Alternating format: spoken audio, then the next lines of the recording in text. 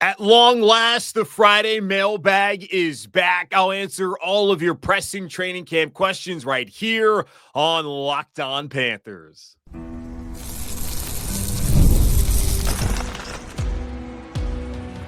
You are Locked On Panthers, your daily Carolina Panthers podcast. Part of the Locked On Podcast Network, your team every day.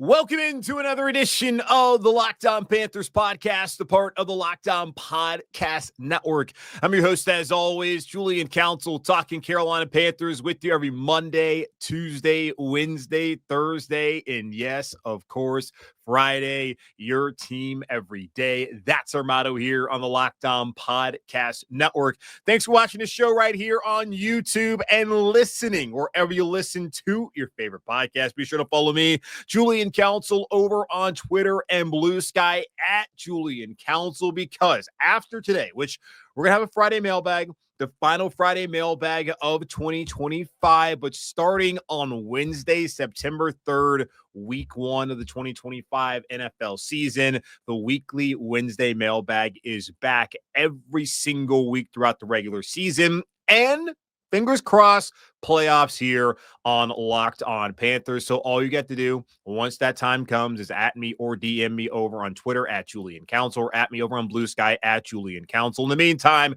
you can hit me up on Twitter or on Blue Sky at Julian Council if any questions that you have pertaining to the preseason and training camp as far as it goes with your Carolina Panthers. But as I said, we're back. The weekly Friday mailbag, one final time here in 2025. Felt like it was a good time to do this today as we are in the second week. We're ending the second week of training camp practice. Going to be out there on the field again. The Panthers will on Friday. Then on Saturday evening will be Fan Fest. Then next week on Wednesday, joint practice with the Browns, preseason opener against Cleveland on Friday night. So the last week of the Panthers only seeing each other and not seeing an opponent. So let's go ahead and get into the questions. And y'all had a lot of questions about the Panthers wide receiver room, which we're going to start there to start off the show. And even in our next segment, still going to be talking about that. And then some other questions going to get to later on here on today's show. Let's go ahead and start off with Brandon, who had a question about how things could potentially work out with roles in the wide receiver room here in Carolina, which I told y'all heading into training camp, I was most interested and what was going to happen with the Panthers wide receivers deeper than they've been in recent memory. But Brandon asking, do you think there's a possibility that with T-Mac, Tetairoa, McMillan playing well in camp, Hunter Renfrow's resurgence, and the consistency that is Adam Thielen, they tried out those three as starters with Xavier Leggette rotating in? How much does the investment of a first-rounder play a role in Thielen not playing outside much recently, which factor in? Love XL's personality, attitude, and physicals, but can't help but wonder. I'll just tell you this, Brandon and everybody else. Every time they've tried it out with the first team, it's been Adam Thielen, Xavier Leggette, and Tetairoa McMillan. Based off of that, I have no belief at this point in time that Xavier Leggette will not be among the first three guys to roll out there alongside Adam Thielen and Tetairoa McMillan. It's certainly possible as things play out that Hunter Renfrow could end up playing a significant role and maybe getting into some of those snaps those guys are playing. But you have to look at, like with McMillan, he's an X. There's no other X wide receiver on the team. So his spot is pretty secure. Also, the politics of the NFL, he went 8th overall back in April. So yeah, he's going to play. You look at Xavier Leggette, he's playing a Z, another outside receiver. You could have guys like Hunter Renfrow be able to play that spot. Adam Thielen certainly could play there if need be. Jalen Coker could play there, but he's better in the slot. It's really the slot position where things could get pretty jumbled up, as that's primarily where Adam Thielen plays. That's primarily where Hunter Renfrow plays. And that's also where Jalen Coker is better. So if there's anyone whose position would be in trouble because of the resurgence of Hunter Renfrow, it should be 35-year-old Adam Thielen. Now, I don't think that Adam signed an extension, not an extension, but he got a raise. I don't think he got a raise to be a a lesser part of this offense this upcoming season. But I don't see anyone taking T-Mac's spot right now. I think Xavier is going to be solid too at his spot. It's there in the slot where there would be questions. And I would imagine because of the depth at wide receiver that they do play more for wide receiver sets so they can get Thielen and they can also get Hunter Renfrow both there in the slot, maybe play some twin sets in this offense this upcoming season. We'll see how that plays out. But if anyone I would think would be in trouble because of how things are working out so far, it would be Thielen, because there's guys like Coker and Renfrow who are right there behind him who also can play at a pretty solid level at the slot position at wide receiver. But XL and T-Mac, I'm thinking those guys are probably fine as far as what their roles are going to be on the outside in Dave Canales' offense here in 2025. Gus also has a question about the wide receiver, saying, I don't think we get through this preseason without trading a wide receiver. I just feel like there's too many mouths to feed and other positions that need to be addressed more. T-Mac and XL are safe. Nobody is going to trade for David Moore or Jimmy Horn. I don't think Adam is leaving, so that leaves Hunter Renfrow or Jalen Coker. I don't know. I guess I'm not used to having this deep of a wide receiver room. And it's a good thing. It's a good thing to be in this position where you're wondering, man, how many guys are going to stay on the roster? And then how many of these guys are going to be able to have roles? Because you're absolutely right. When you look at this offense, you brought back the entirety of the offensive line. And we have heard from Ike Ekwonu and Taylor Moton and Dave Canales himself as well about just how important it is that every single one of those guys are back. And it's a possibility whoever loses that center battle between Austin Corbett and Cade Mays, that they ended up getting traded. But right now, you got everybody back. And Chandler Zavala dealing with a knee injury right now. But aside from that, your top six are still here. Maybe Yosh Nijman is ahead of Chandler Zavala as far as how they view him, but you have your top 7 guys at the very least, and you have that experience depth. You have top 8, actually. So you have 8 guys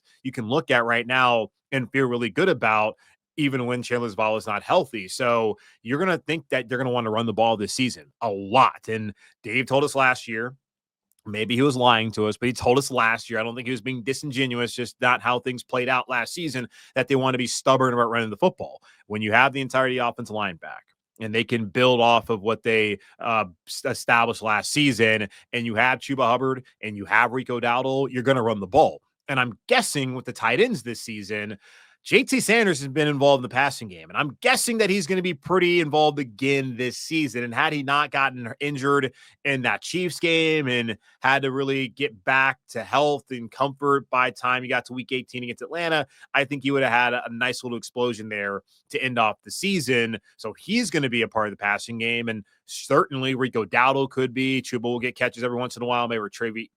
Maybe Trevor Etienne will. So there's a lot of guys outside the wide receiver room who need to get their touches. And of course, there's only one football. So when I look at it, yeah, I agree with you that Tetairoa, McMillan, and Xavier Leggette are safe. Like, well, they just drafted T-Mac, so now they're not going to move on from him.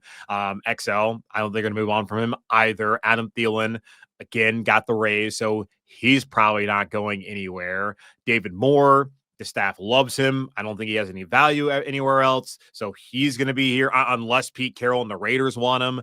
He's going to be here. So that's 4 guys. And it's just kind of based off of will Moore make the roster immediately, or will he come back later on? Like, I think he's going to be here in Carolina this season. Jimmy Horn, he's going to be a returner. So he's going to be around on special teams. And in Hunter Renfrow, I think he's going to make the roster as well. And here's the thing too, he can be a returner. So he can play special teams. The guy who's kind of the odd man out in all of this is Jalen Coker. Why? Because Jalen Coker, unlike David Moore and Jimmy Horn and even Hunter Renfrow, does not play special teams. And if you're not going to be one of the top 3 guys, which right now is Adam Thielen, Tetairoa McMillan, and Xavier Leggette, and if you're not even going to be the 4th guy, which I would think possibly could be Hunter Renfrow. Now he's dealing with a hamstring, so that's going to allow Jalen to maybe make up some room, even though I think he's had a solid camp so far. But if you're going to be possibly the 5th guy at worst, you're going to have to contribute somewhere else other than on the field offensively. You're going to have to be someone who can help out special teams wise. And if he's not doing that, then does he have more value on this roster than say, Jimmy Horn? Does he have more value to this staff than, say, David Moore? And that might sound ridiculous to you, but you heard what Mike Kay of the Charlotte Observer had to say on this show a week ago when talking about how much this staff values David Moore and what he can bring, not just, veteran-wise, but special teams-wise. Jalen Coker is the only guy really in this room who is kind of in limbo there of what is your role going to be? Because your role apparently is not special teams, and your role is not going to be as one of the top 3, possibly 4 receivers on this team.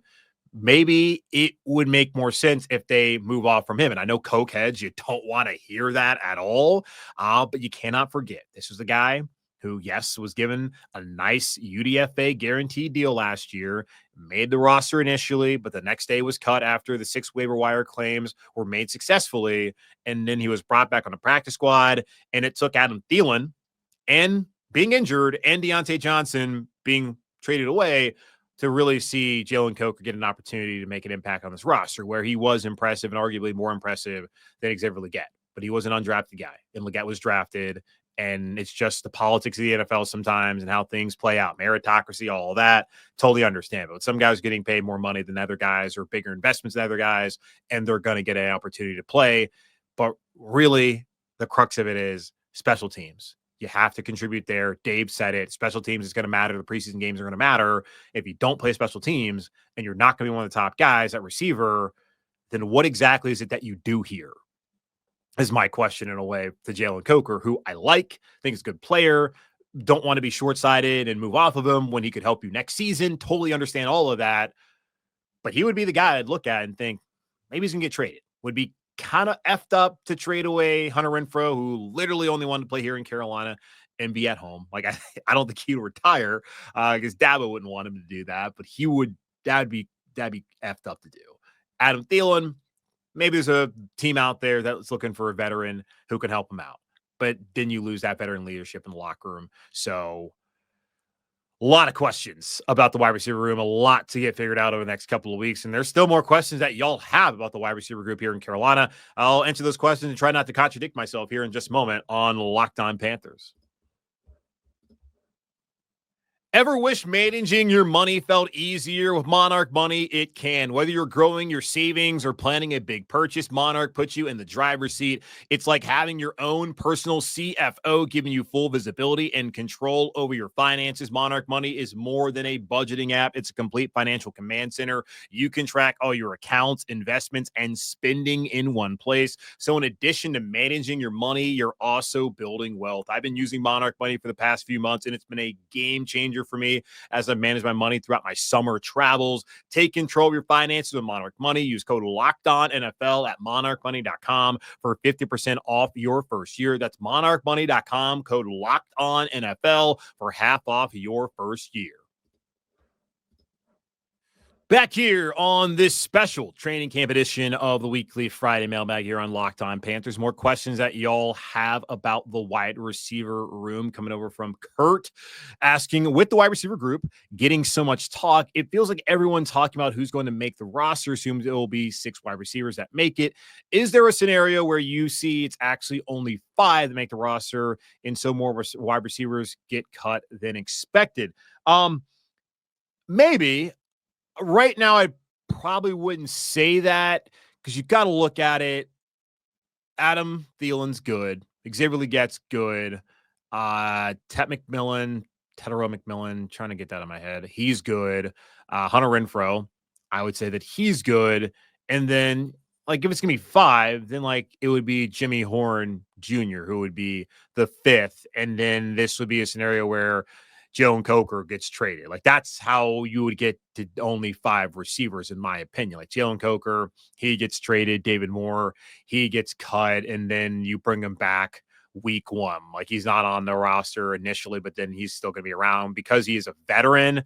You don't want to guarantee his contract, but then he is not subject to waivers, so he can sign wherever he wants. That may be the scenario where, that's the scenario, in my opinion, maybe not the only one, but the most likely scenario, in my opinion, where you get only to 5 by trading Coker and then cutting Moore only to bring him back and to truly have 6 receivers going into the rest of the season. Other than that, you got to look at the roster numbers right now. There's 8, because with the offensive line, Okay, quarterbacks are going to keep 2. It's going to be Bryce. It's going to be Andy Dalton. I haven't seen anything from Jack Plummer to make me think he's going to make the team. We'll see what he does in the preseason. But y'all already know how I feel about the third quarterback. It's a waste of a roster spot. Like, hell, if Jalen Coker is going to be on the team and not play special teams, then like he actually has value. And if Jack Plummer or whatever, he's not Joe Webb. So like, what are we doing here as far as that goes? So 2 quarterbacks, running back, 3, I'm thinking, with Rico, Chuba, and then Trevor probably beating out Raheem at this point in time. Receivers, I think they're going to, probably 6 or 7 probably makes sense. Offensive tight end, you're going to have probably 3, maybe 4. Like Bryce Pierre, the rookie from UCLA, has gotten a lot of run with the ones, which I found to be interesting. We'll see how that carry over to next week with Cleveland coming to town for joint practice. And then James Mitchell, he's somebody who could make some sense. And then Tommy's working his way back. I think Tommy will be ready to go to be on the initial 53. So looking at 3 or 4 of those guys, offensive line, if they do end up trading the loser of Cade and Austin, you got your first 5, you got Brady, you got Yosh. I would think then you would have Chandler as long as he's healthy. And then probably a guy like Jatir Carter or maybe Jarrett Kingston. So looking at about like 9 offensive linemen, defensive line. You got Derek, you got Ashawn, you have Bobby Brown, you got Turk Wharton. And I haven't seen a lot of Cam Jackson with the starters. And Jaden Crummy, that's one that's the hard to understand. So I'm thinking probably 5 or 6 there. Edge, you got Nick Scorton, Princely, Pat Jones, DJ Wonnum, DJ Johnson, probably just those 5. Linebacker, those numbers are pretty thin, where it would be Roseboom. It would also end up probably being, obviously, Wallace, Sherrillis, and then, like, I don't know, like, that's 3 guys I can tell you that I feel pretty confident about. Radigan, so 4. 4 at linebacker. Really missing some depth there with Josie Jewell not being around for at least the time being. Corner, JC, Mike Jack. You would also have Shamar Bartholomew and Corey Thornton. Not so sure. And Shaw Smith Wade. So 5 there. Safety, Javon Merrig. Looks like Nick Scott for right now, based off just the numbers in that room. Demani Richardson, Lathan Ransom. So 4, maybe Jack Henderson could get an opportunity. So maybe 4. So just there's the numbers across the roster, I think, would allow to have a good amount of receivers to where I just think it's hard to get down to 5 unless they just make some additions over the next couple of weeks, especially defensively in the secondary, even at linebacker, that would cause you to not be able to keep as many guys at wide receiver. So someone maybe do the math for me of how many guys I was talking about and tell me how close we got to 53, because I think there's probably still a couple of more spots that would need to be taken care of. Just going through it in my head, and the 3 guys special teams wise as well. Who are the kicker going to be? JJ Jansen and Sam Martin. Jamie asking, do you think Hunter Renfrow is a lock to make the roster unless he's injured? Surely you don't take a rest day if you're not sure you are going to make the team. Well, yeah, he's injured. Maybe, I don't know when you sent this to me. I talked about this on the show yesterday. Yeah, but he is injured. Deal with a hamstring, more of a day-to-day thing. The whole, if there was a game this week, he'd play, but there's not a game this week, so we have no idea how serious it actually is. But yeah, as long as like that's not something that lingers, and he's good to go, then yeah, he's going to be on the team. I just don't see how that's not going to happen. Nate asking a non-wide receiver question. In your opinion, after watching the past couple of training camps, does this team look better than past years? I will say this. Like Bryce Young, still a big question mark for me as far as who's he going to really be. I can't imagine he's going to be the guy we saw week 1 and week 2. Is he going to be? I think he's going to be more the guy we saw last year at the end of the season. But there were still the ups and downs of where Tampa didn't have a great game and Dallas was not good for him. Now the offensive line did not help. I think we'll see more consistency. Just how good and consistent can he be for this team? Like, what's the floor now and what's the ceiling? Like, those are 2 big questions that I have as far as Bryce goes. Running back, I think they're in a good spot there and a better spot than they have been the last couple of years. Like Miles Sanders never panned out. Even last year in a backup role, he got injured. Jonathan Brooks never got to really see him. So I think they're better at running back than they were last year with Rico Dowdle coming in and Trevor Etienne. I think that they have the potential certainly to be much better at wide receiver with the second year of Xavier Leggette, second year of Jalen Coker, Hunter Renfrow, him coming back and looking like the old Hunter Renfrow, Adam Thielen still being here, Tetairoa McMillan coming in. It's still an unknown commodity, the wide receiver room as a whole, because Adam is really the most known commodity. And I had to say the most known because he's been in the league longer.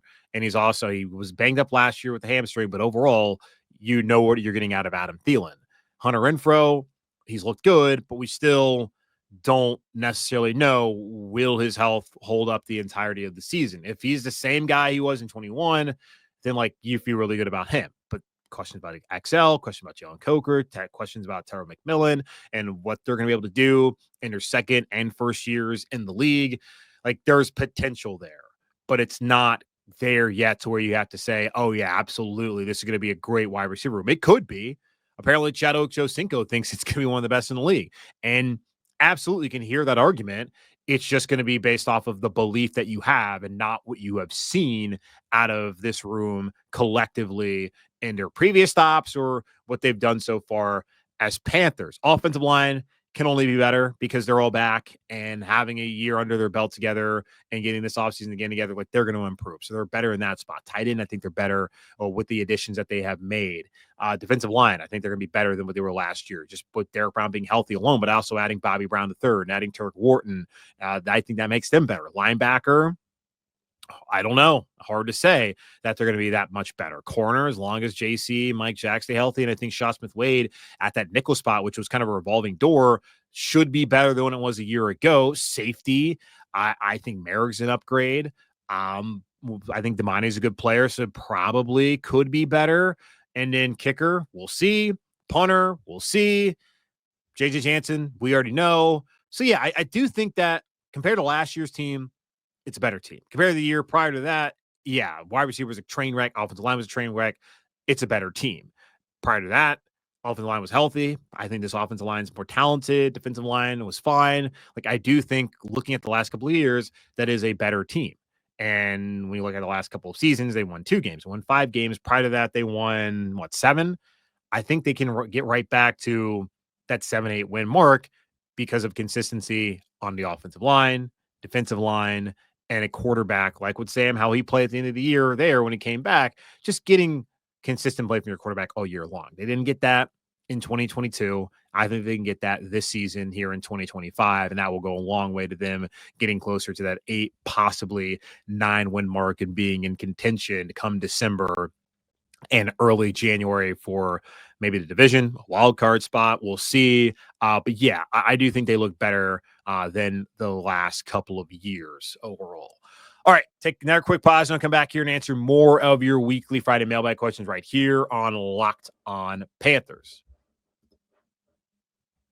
Time to fuel up and turn it up with 5-Hour Energy Transfusion. It brings the bold grape, ginger, and lime flavor of your favorite golf drink, minus the alcohol, into a quick, energizing shot. Whether you're sinking birdies or just making memories with friends, this one's a hole-in-one for your energy game. Let's be honest, some days on the course or off it, you just need that extra boost to stay sharp and energized. Nothing energizes me more than thinking about that one day at the walk, those beautiful fairways, not California sun at Pebble Beach. One of my favorite golf memories. Absolutely. Golf is all about good times, good people, and good flavors. Of course, the grape ginger lime flavor gives you the best parts of your clubhouse go-to without chasing down the bev cart. If you go to 5hourenergy.com today, that's the number 5hourenergy.com. You can use my promo code LOCKEDONGOLF to receive 20% off your order. This offer is only valid until September 30th. One order and cannot be used with other promotions. The code is not good on subscription orders, whether you're meeting up with friends or trying to turn 18 holes into 36.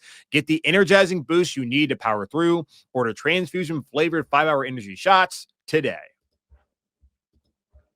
A couple more questions on this special training camp edition of the weekly Friday mailbag here on Locked On Panthers. Rylan now asking a question that I am sure is going to be asked a ton next week heading into the preseason opener. Ryan asking, do you expect to see the starters at all this preseason? I used to not be the biggest fan of that idea, but after the massacre in New Orleans week 1, I feel like my view has changed. LOL. Do you expect to see them at all? If so, How many series would you expect to see them play? I know it's early and no one's quite sure yet, but definitely figured you'd be the first I wanted to ask. Well, I appreciate you asking me that question, Ron, and I will promise you the first person who will ask that question next week. And we'll go ahead and take bets.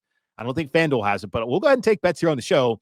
David Newton of ESPN.com. He will be the first one who will ask Dave Canales, are the starters, in particular, Bryce? Is Bryce Young going to play on Friday night against Cleveland? Let's go back to last year.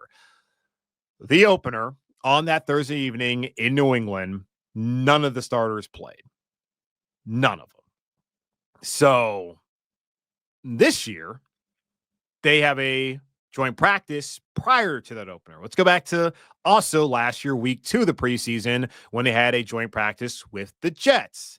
After that, on that Saturday night, none of the starters played. So if Dave Canales is going to go back to what he did last year as far as not playing the starters week 1 in the preseason, and then also pair that with not playing the starters after they got a good amount of snaps and work done against the opposing starters with joint practice, then hard to believe that the starters are going to play week 1 against Cleveland next Friday and in week 2 against Houston the Saturday after that, based off of the fact that there's joint practice next week with Cleveland and then joint practice the following week with the Texans. So I don't imagine they're going to play next week. I have a hard time seeing that happening. Then the week after that, maybe. But hell, man, they're going to be out in that Texas heat for a lot of that day for that practice. I don't know if they want to have them out there playing. I would guess that they're probably not going to play the first 2. And if they play it all in the second one, it's probably like a series like we saw last year against Buffalo. I don't know how much Dave took away from the way they started last season where they were awful week 1 and week 2. And it's not just Bryce. It was everybody. Everyone was terrible the first 2 weeks of the season last year, aside from, I guess, the offensive line. So I don't know what he's taken from that. I will certainly ask when the time comes if he looks back at that and wants to make any sort of changes based off of the way they performed. The purpose of the preseason and of training camp is get ready for week 1. And if by not playing those guys is going to lead to those kind of results, which we don't know, I would have a hard time believing the Jags are going to do that to him. But I had a hard time believing that the Saints were going to do that to him last year. If the purpose is getting ready for week 1 and you saw how you prepared last year and it clearly did not have you prepared, would you do the same thing? I would guess not, but I don't believe they're going to play next week. And you'll hear from plenty of people. Effectively, those joint practices, like they're getting like 16 snaps in. They're putting a lot of work in. Like that's basically playing a preseason game. So does it make a lot of sense for them to go out there a day after having 1 day off on Thursday? Does it make a lot of sense for them to go play another football game, even if it's only a series or 2? Maybe not. And then basically the same case going out to Houston. The Pittsburgh one's the one that I wonder the most if they would give them a quarter or the half, because traditionally, what was it back when you had 4, you would have, I guess it was, when you had 4, week 1, you would play like a series. Week 2, you'd play a couple of series, maybe the first quarter, and then you'd have the dress rehearsal week 3, play that full half, and then week 4, no one played, and it was all just the backups fighting for a spot on the roster. And there was that one time Ron Rivera was so ticked off with the starters that he had them, at least the offense, go out there and play a series, maybe a couple of series in that 4th preseason game. So it's been different. We've seen McVay doesn't play starters at all. There's been other people who don't do that, and those teams have had success. I thought last year with all the change, it would have made a lot of sense to play them, but everything's the same this year as far as coaching staff and scheme and all of that, new pieces with 2 preseason or 2 joint practices. Does Dave Canales think that it's going to be worth throwing those guys out there in meaningless preseason games? I don't know, but we'll find out. I'm guessing that they're not going to play the first 2 weeks and that they'll appear week 3 for maybe a couple of series. William, I've been hearing, he says, that Damani Richardson has been doing pretty good in training camp so far. Do you think with his performance last season and this training camp that they may just be good with him starting at safety with Merrick and go after a linebacker inside? Yeah, Damani Richardson's looked good. We talked to him on Wednesday after practice. Think he's a solid player. So Trevon Merrick's obviously going to start at safety. He's going to play some big nickel. I've seen Nick Scott get plenty of reps. We'll see how that plays out as far as does he make the roster initially. And again, because he is a veteran, he's not subject to waivers. He can sign wherever he wants. And I would guess he'd be signing right back here. But Ejiro Evero knows him. He knows the scheme. You have a guy in Lathan Ransom who hasn't gotten a ton of first-team reps, who is still young and learning. Ejiro's been leaning on the veteran early on in camp. But guys like Richardson, who in a way is a vet in this scheme because he's been here for a year, and in Ransom, they're going to allow those guys to show that they don't need to go out there and get anybody else. But I would think that right now they feel good about Merrick. They feel good about Richardson. It's kind of like a toss-up as far as Nick Scott goes. And in Ransom, he's not going to go anywhere. It's just going to be how much does he really play. I still feel like they could probably add another piece to that safety room in years past. Like they had Lonnie Johnson and they had Sam Franklin Jr., who were special teams guys. They don't really have anybody. I mean, Jack Henderson could be somebody because he has kind of impressive among the UDFAs. He's the one who stood out the most to me. Jack Henderson, number 20, he is from Nebraska, I believe. No, Minnesota. Big Ten, Midwest, same thing. Obviously not even close to the same thing. No offense to Minnesota and Nebraska fans. Mainly, I think Nebraska fans I'm apologizing to. So yeah, I think that safety's not going to be necessarily the place they have to address the most, because you have a guy you brought in to start, a guy who played for you last year who played well, and another guy who has experience in this game and can start, Nick Scott, and then a guy you just drafted, and then we'll see from there. So like they have 4. Linebacker, they have 2. Just be honest here. They have Christian Roseboom, who is now, for the first time in his career, going to be wearing the green dot regularly, and that is the helmet communication. He's giving out the signals and the calls and all that. Like, he is having to be the vocal leader there in the middle of the defense at that linebacker spot. Then you have Trevin Wallace. Like, that's it. After that, John Radigan is not someone who's going to be playing defense. He's a special teamer. That's why he's on this roster. Claudin Sherlis is a special teamer. Now, he's been the third linebacker, and he got a couple of starts last year and was fine, but I don't know if Claudin Sherlis is who you're really trying to lean on if you have injuries. The only reason you got the Claudin Sherlis last year is because Josie Jewell and Shaq Thompson got injured. If you lose one of these guys, you're back to Claudin. And if you lose both of these guys, we're talking about Claudin Sherlis and Jacoby Windman. And we're talking about like week 17 and 18 of last year. That's the spot they need to add somebody. Now, are they adding somebody to come in and start? No. Are they adding somebody to be a veteran, experienced linebacker who can be your third linebacker and can rotate in if need be?